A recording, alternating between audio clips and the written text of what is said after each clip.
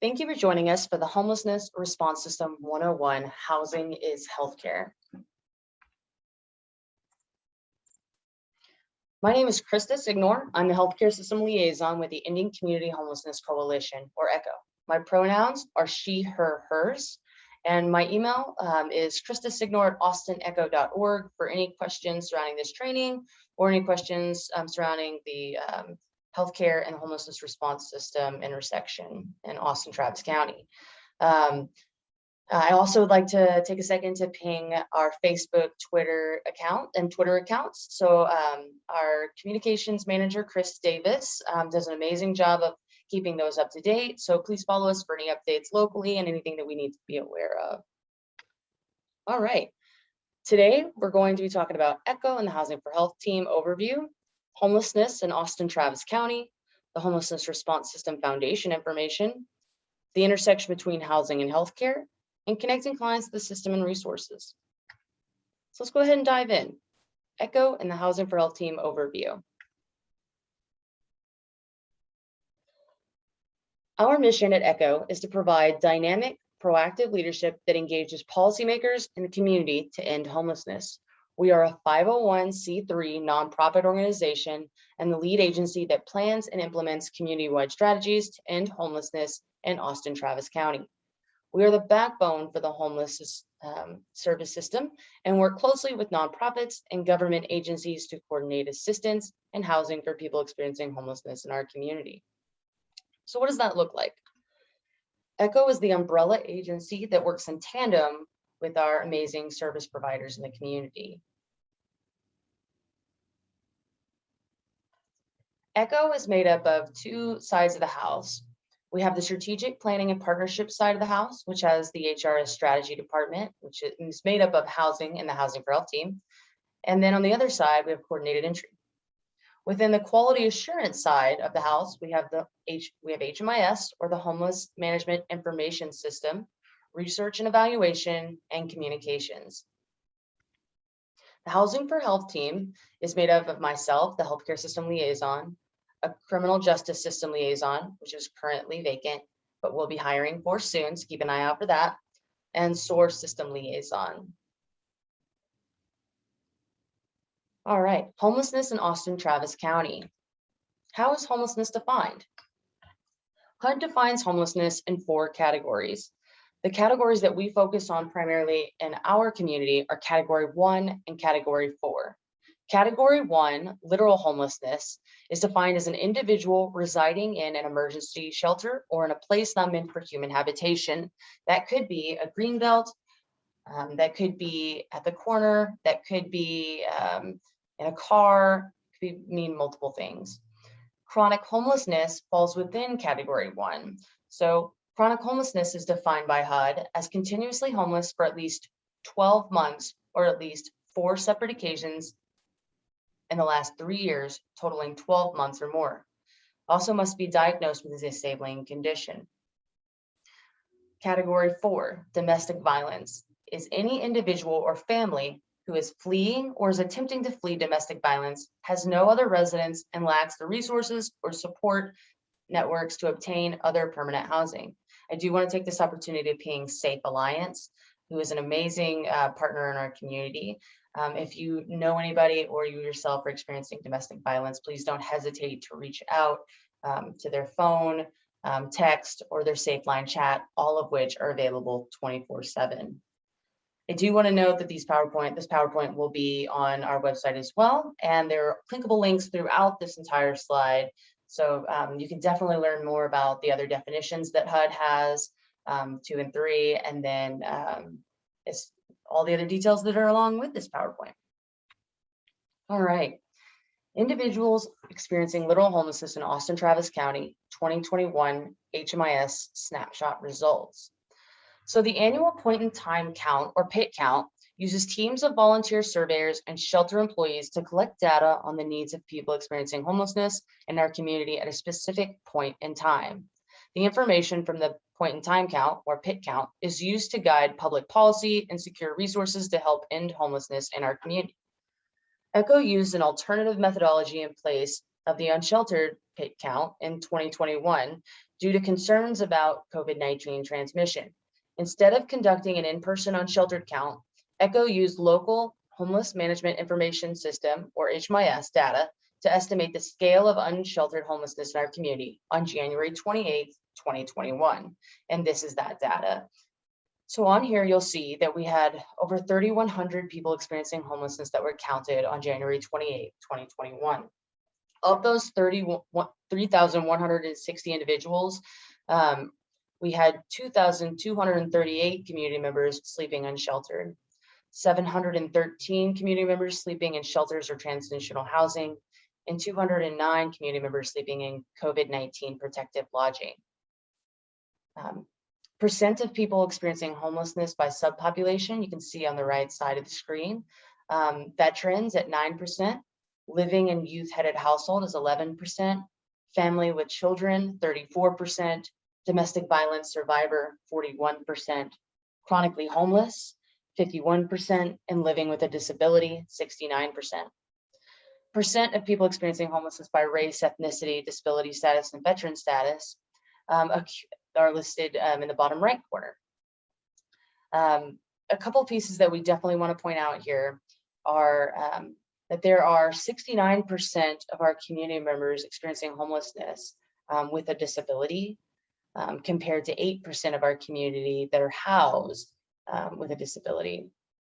Additionally, we definitely want to note that there are 37% of our community members experiencing homelessness that are Black that are experiencing homelessness, compared to 8% of the population that they make up. That is a huge disparity that we will talk about more in a moment. What causes homelessness? Causes of homelessness.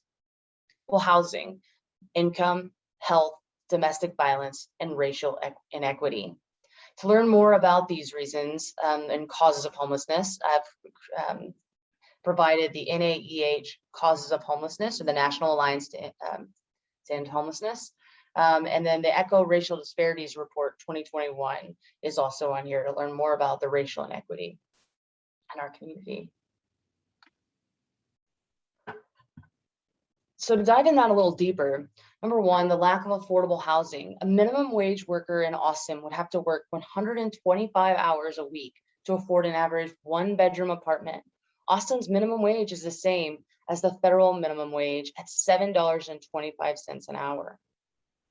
Poverty is another reason. People experiencing homelessness seek housing programs, make 15% of Austin's average monthly income. That's $13,000 a year, with 52% of our community members have 0 monthly income. And then a huge one that we want to focus on here is racial disparities. In Austin, Travis County, roughly 1 in 10 people is Black or African American, compared to 1 in 3 people experiencing homelessness. Again, in Austin, Travis County, roughly 1 in 10 people is Black or African American, compared to 1 in 3 people experiencing homelessness. Structural racism in housing, criminal justice, healthcare, and other systems mean a Black or African American Austinite is much more likely to experience homelessness than a white neighbor. Trauma and abuse is 70% of people say their homelessness was caused by trauma or abuse. Women and non-binary people report even higher rates, and about 1 in 3 are currently fleeing domestic violence when entering homelessness. Instability in household, 66% of people say their homelessness was caused by an unstable relationship. Unstable housing, family conflict, separation from parents, and other factors in childhood are casually linked to homelessness in adulthood. And then history of homelessness, 45% of people experiencing homelessness report experiencing it more than once in the past 3 years. You can find all of the sites and sources on this page for that information. So how do we end homelessness? The solution is pretty straightforward. The solution to homelessness is straightforward. It's housing.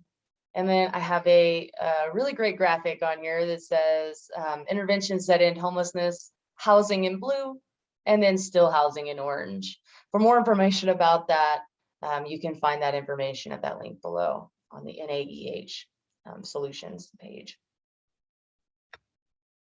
The solution: by connecting people experiencing homelessness to housing and services, they have a platform from which they can address other areas that may have contributed to their homelessness, such as employment, health, and substance use.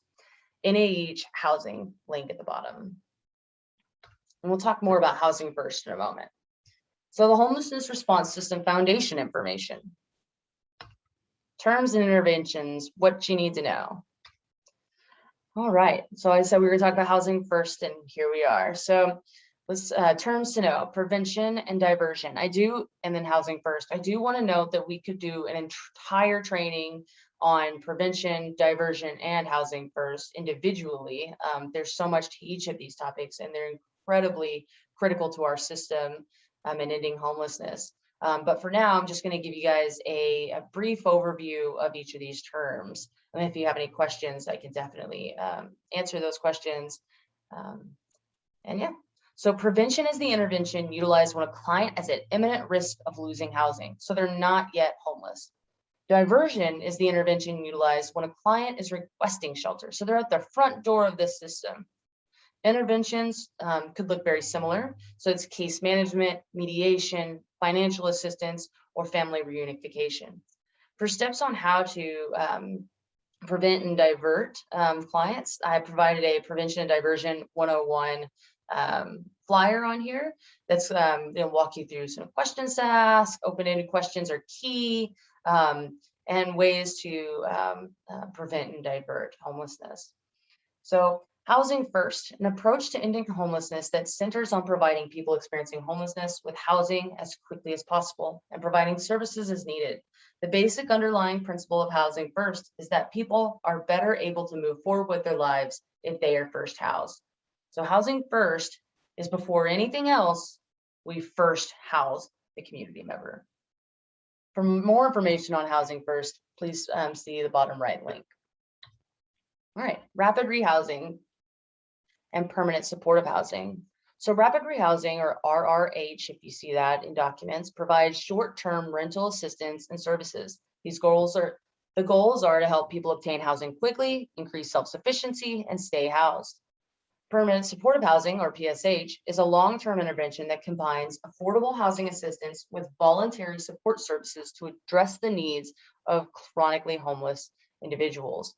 These are both Housing First interventions offered without preconditions such as employment, income, absence of criminal record, or sobriety.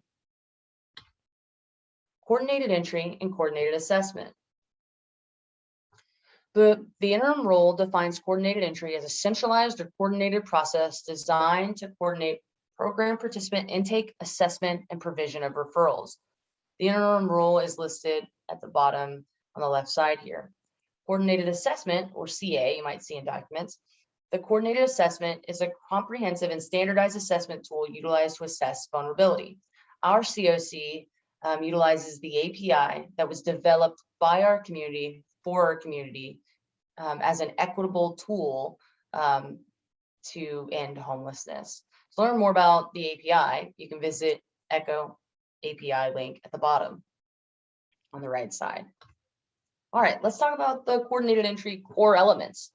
So the coordinated entry core elements are access, assessment, prioritization, and referral. And what does that look like in our community? So at each of these points, we're attempting prevention and diversion.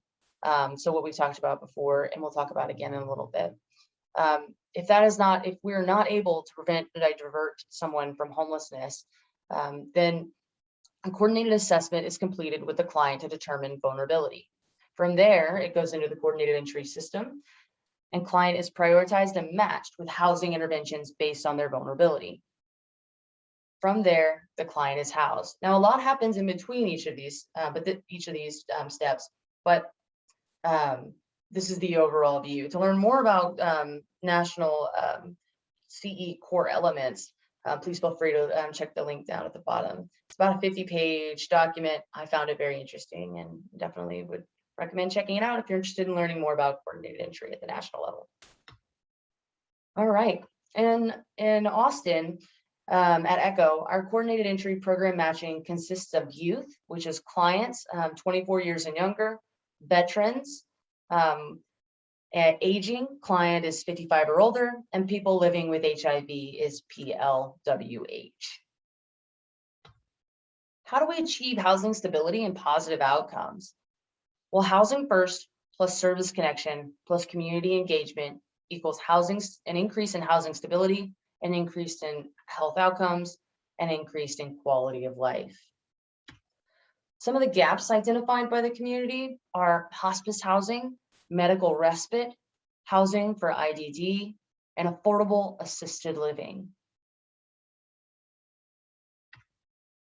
All right, let's switch gears a little bit. The intersection between housing and healthcare. All right, foundation knowledge. So I'm not going to go too deep into each of these, but I just want to start here with the foundation knowledge and using common language. CSH recently, within the last year, did a training that's understanding social determinants of health training recording, which can be found at the bottom, that link.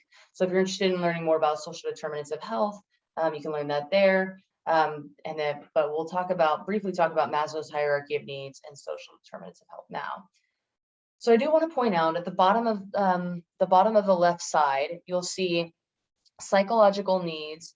And in that section, you will see that housing is a basic psychological primal need. It is one of the most important things that a community member needs. Social determinants of health, housing is seen in multiple locations in that chart as well. You see it in neighborhood and physical environment, as well as healthcare. So how can poor health contribute to homelessness? And all of this information in the next couple slides are pulled from the National Healthcare for the Homeless Council, and the links are at the bottom. So injury or illness. So say that somebody has an injury or illness. If you have an injury or illness, then you're not able to maintain your work schedule or functions. If you're not able to maintain your work schedule or functions, you have the possibility of losing your employment. Without funds to pay for healthcare, one cannot heal to work again. If one cannot heal to work again, one remains ill. Without income from work, an injury or illness becomes a housing problem. You can see how that happens quickly. How does homelessness create new health problems or exacerbate existing conditions? Living on the street or in crowded homeless shelters is extremely stressful and made worse by being exposed to communicable diseases, violence, malnutrition, and harmful weather exposure. Chronic health conditions such as high blood pressure, diabetes, and asthma become worse because there's no safe place to store medications properly. Maintaining a healthy diet is difficult in shelters as meals are usually high in salt, sugar, and starch, making for cheap filling meals, but lacking nutritional content. Behavioral health issues or substance use disorders can develop and are made worse in such difficult situations. Injuries that result from violence or accidents do not heal properly because bathing, keeping bandages clean, and getting proper rest and recuperation is not possible on the street or in shelters. Minor issues such as cuts or common colds easily develop into larger problems such as infections or pneumonia. So all that to say, poor health, high stress, unhealthy and dangerous environments, and an inability to control food intake often result in frequent visits to emergency rooms and hospitalizations. So let's talk about the cost analysis side of this. Studies report housing is the cost avoidance solution. Not only that, housing is the solution. According to the Pay for Success feasibility report, local Ostos Travis County supportive housing initiatives have observed 70% or more reductions in emergency room visits, EMS transports, and inpatient psychiatric hospitalizations after 6 months in the program. 50% reductions in jail bookings in the year following entry into housing, and 68% reduction in jail bed days in 2 years following supportive housing entry. 80% reductions in downtown Austin Community Court or DAC cases in the year after housing, and 75% reduction in emergency shelter utilization. For more information about this local data and program, please see the Pay for Success feasibility report at the bottom of the site, or this page. On a national level, studies report housing is the cost avoidance solution. Again, housing is the solution. Among chronically homeless persons with physical or psychiatric conditions in Seattle, overall Medicaid charges were reduced by 41% in the year after entering supportive housing. A study of 100 chronically homeless individuals in Denver found that supportive housing led to 76% reduction in the number of days spent in jail. Supportive housing resulted in total cost offsets of over $30,000 per person in a 2-year period. In Massachusetts, a statewide pilot of chronically homeless individuals showed a reduction in mean Medicaid costs from $26,000 per person annually before entering supportive housing to $8,499 in the year after entering supportive housing. The Chicago Housing for Health Partnership study found a 41% reduction in nursing home days used from just over 10,000 to just under 6,000 when comparing the years pre and post supportive housing. For more information, you can see that link at the bottom. So studies report housing is the cost avoidance solution. Housing is the solution. I'm just going to keep saying it. Demonstrated cost avoidance for hospital partners with medical respite programs.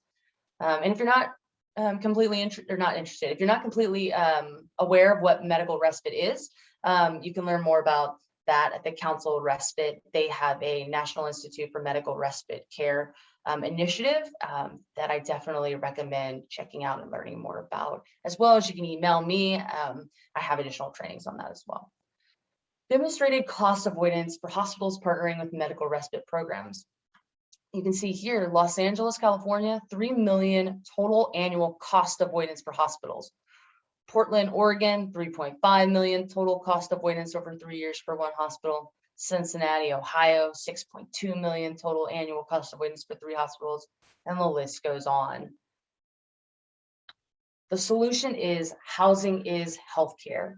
Housing and healthcare work best together and are essential to preventing and ending homelessness. Healthcare services are more effective when a patient is stably housed, and in turn, maintaining housing is more likely if proper healthcare services are delivered. While there are many factors that influence health, stable housing is a key social determinant of health that directly impacts health outcomes. Communities that invest in affordable housing incur lower public costs, achieve better health outcomes, and work to prevent and ultimately end homelessness. Again, all of that information was pulled from the National Healthcare for the Homeless Council, and you can find that link at the bottom. All right, in the back stretch here, connecting clients to the system and resources. So before we talk about connecting to the system and resources, let's talk about prevention and diversion one more time. In our community, to prevent homelessness, you can contact 211 for the most up-to-date resources. Some of the resources that have been in our community, that are still in our community and there maybe have been some changes. Rent 3.0, the City of Austin Rent Program, Travis County Emergency Rental Assistance, Texas Rent Relief, and then COA Mortgage Assistance Programs. There may be more, there probably are more, and there may be some changes to some of these. So what we always recommend is that you, to prevent homelessness, contact 211 for the most up-to-date resources. For diversion, this is the process listed here. So eligibility, a client must meet the HUD definition for category 1 or category 4, like we've talked about in the beginning during foundation information. Stated they have a safe place to live, but lacking transportation funds. And it's important to note diversion must always be to a safe and appropriate place. Diversion is intended to be permanent, but at a minimum 30 days. And the next steps, if you have someone that you can actively divert, contact Marianne Elsie, Community Diversion Coordinator, at their email there, and CC Alessandra, the Associate Director of the Crisis Response System, at her email listed there. All right, now if prevention and diversion is not possible, let's talk about connecting to the homelessness response system. Connecting to the homelessness response system.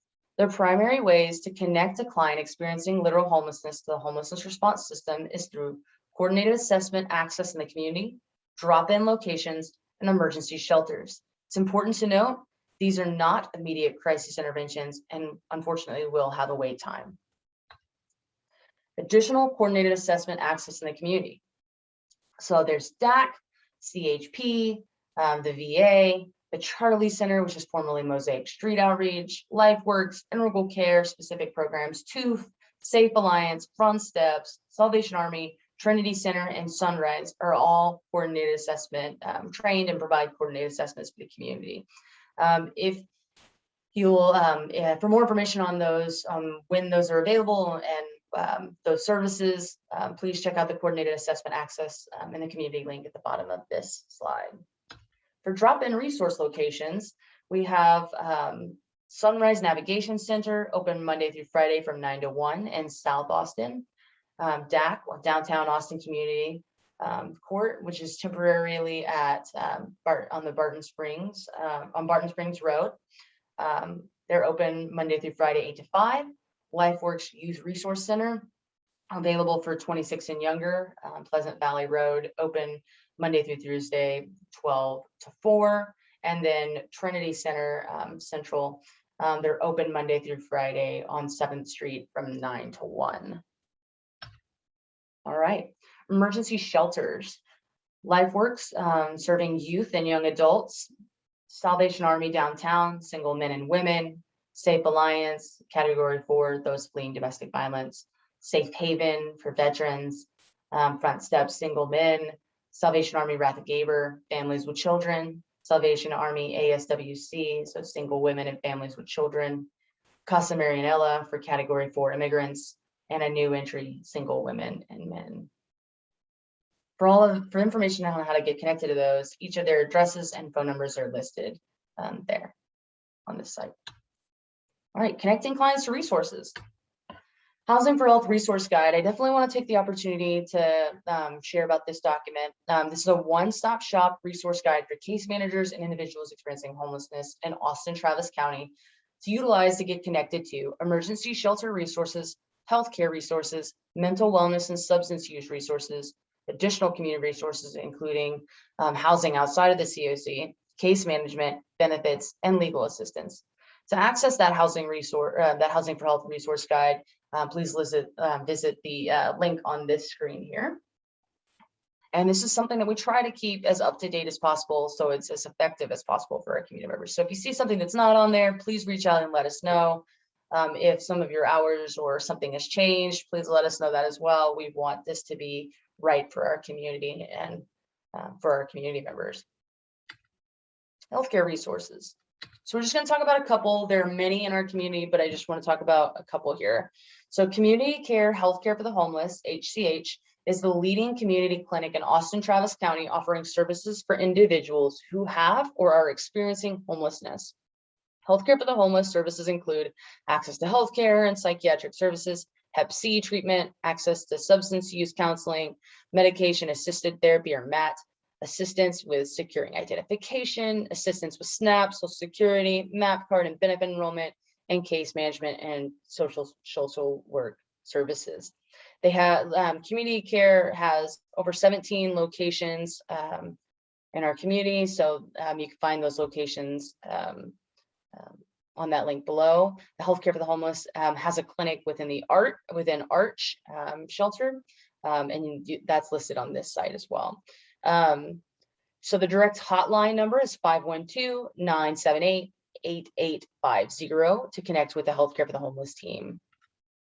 Integral Care is the mental health authority for Austin, Travis County, and provides support for adults and children living with mental illness, substance use disorder, and intellectual and developmental disabilities in Travis County. They have a 24-hour helpline for anyone who needs immediate support, ongoing counseling to improve mental health, drug and alcohol treatment to help with recovery, and housing to regain health and independence. Psychiatric emergency services location is listed here, as well as their direct hotline. All right, Central Health. Central Health is a local public entity that connects low-income, uninsured Travis County residents to high-quality, cost-effective healthcare.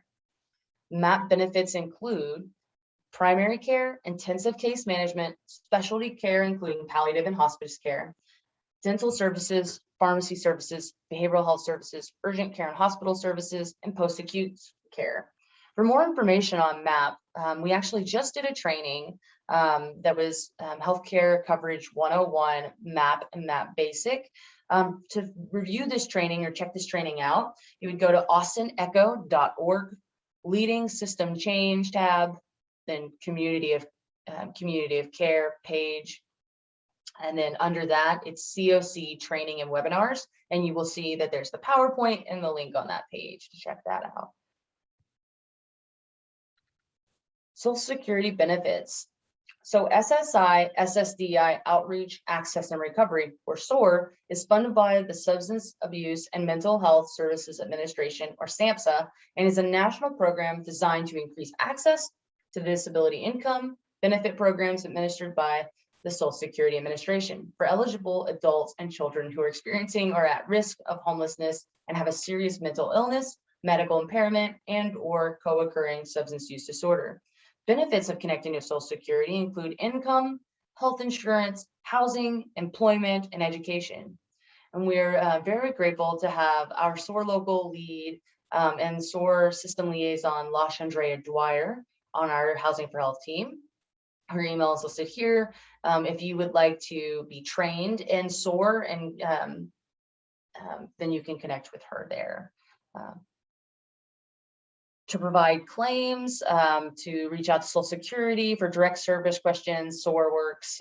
Social Security phone number is listed there, and the Social Security website is also listed. Additional housing resources. So outside of our COC, PSH, and rapid rehousing, we have additional housing in the community.